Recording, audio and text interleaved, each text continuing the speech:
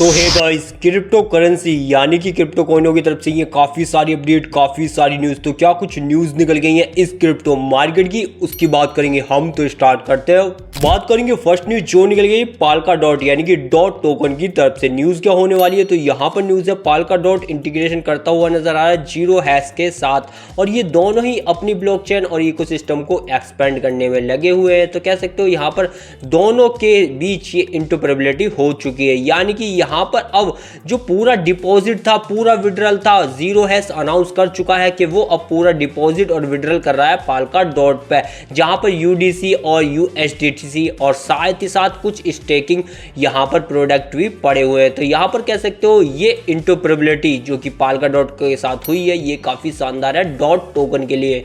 बात करूं next news जो निकल गई बबल मैप यानी कि बबल मैप टोकन की हम बात कर रहे हैं। तो यहाँ पर न्यूज क्या है कि बबल मैप ने वर्जन 2 लॉन्च किया है, यानी कि वो लाइव हो चुका है, और इसने जो लॉन्च किया है वो ओपन नेटवर्क यानी कि टोन पर किया है। द ओपन नेटवर्क की हम बात कर रहे हैं। और अगर आप बबल मैप को नहीं जानते तो ये वही है जो आपको डाटा प्रोवाइड कराता है कि कौन कौन वेल कहाँ से कितना माल उठा रही है, और बिल्कुल ट्रांसपेरेंट ये चीजें ट्रैक कराता है दोस्तों। तो बबल मैप वर्जन 2 का लॉन्च हो चुका है टोन ब्लॉक चेन पे। तो ये बबल मैप के लिए बढ़िया न्यूज है और टोन के लिए तो है ही है। बात करूं नेक्स्ट न्यूज जो निकल गई है इथेना की तरफ से। न्यूज क्या होने वाली है, तो यहाँ पर देखो इथेना लैब ने अनाउंस किया है कि वो सिक्योरिटी इनेबल करने जा रही है 24/7, यानी कि 24/7 आप यहाँ पर ट्रेडिंग कर पाओगे। किसके बीच, तो ये होने वाला है ब्लैक रॉक का, अपने बुल्ड प्लेटफॉर्म देखा उनके बीच, यानी कि यूएसडीडी टीबी, यानी कि कह सकते हो इथेना के स्टेबल कॉइन और ब्लैक रॉक के प्लेटफॉर्म पे जितने भी स्टेबल कॉइन पड़े हैं। तो कह सकते हो इथेना के लिए ये स्टेप काफी बढ़िया है, क्योंकि कुछ इनफ्लो तो यहाँ पर आपको देखने को मिलेगा।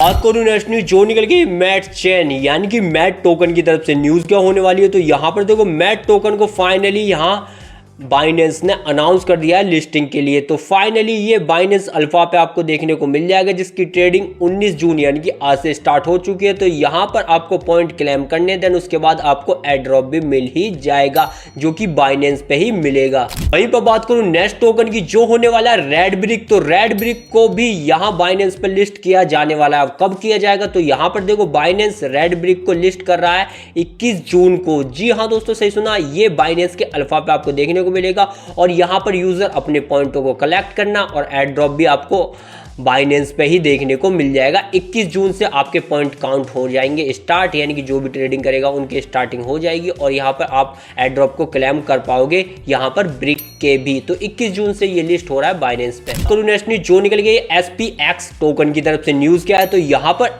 SPX टोकन का प्राइस बढ़ता क्यों जा रहा है, क्योंकि बाइनेंस ने इसे लिस्ट कर रखा था, लेकिन नई यहाँ पर क्या चीज हुई है, देखो बाइनेंस लिस्ट कर चुका है SPX को यूएस पर भी, यानी कि बाइनेंस का जो यूएस में एक्सचेंज है, जो कि बाइनेंस यूएस है, तो वहां पर भी XPX हो चुका है ऑफिशियली लॉन्च, और ये इन्होंने यहाँ पर ट्विटर हैंडल यानी कि एक्स हैंडल पे हाईलाइट भी डाल दिया। तो एक बार मैं हाईलाइट आपको करके दिखा देता हूं। तो यहाँ पर इसी कारण SPX हमें थोड़ा सा भागता हुआ नजर भी आया। बात करूं नेक्स्ट जो निकल गए SRP रिपल के ETF की तरफ से। तो न्यूज क्या होने वाली है, तो यहाँ पर सेकंड SRP ETF भी यहाँ पर कनाडा में हो चुका है लॉन्च, और इससे पहले आपको नहीं पता तो मैं बता दूं, पर्पस इन्वेस्टमेंट ने 2 दिन पहले यहाँ पर कनाडा के अंदर ETF लॉन्च किया था SRP का। तो यहाँ पर दूसरी बड़ी फर्म यानी कि 3iQ भी यहाँ पर डेब्यूट करती हुई नजर आ रही है दोस्तों SRP के ETF को। तो यहाँ पर टोरंटो स्टॉक एक्सचेंज के अंदर यहाँ पर फाइनली 3iQ SRP का भी जो ETF है, यानी कि SRP रिपल का जो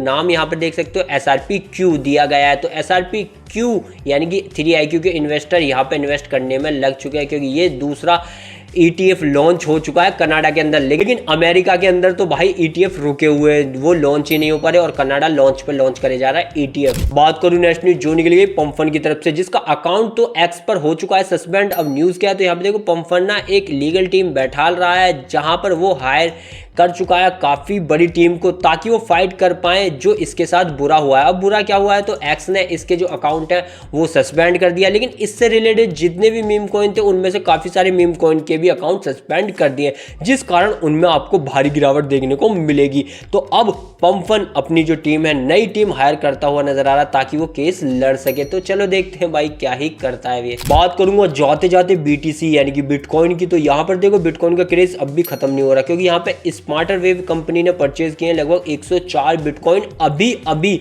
और अपनी जो होल्डिंग है वो बढ़ा ली है। अब इनके पास हो चुके हैं 346 बिटकॉइन, जहां पर देख ही सकते हो यानी कि पागलपन चला हुआ है, क्योंकि वॉर एक तरफ हो रही है, मार्केट गिर रही है, लेकिन क्रिप्टो की मार्केट बूम बाम करने को है तैयार। तो ये थी वो न्यूज़, ये थी वो अपडेट जो क्रिप्टो से निकल के आई और मैंने आपको प्रोवाइड कराई। वीडियो पसंद आ रहा लाइक, चैनल कीजिएगा सब्सक्राइब।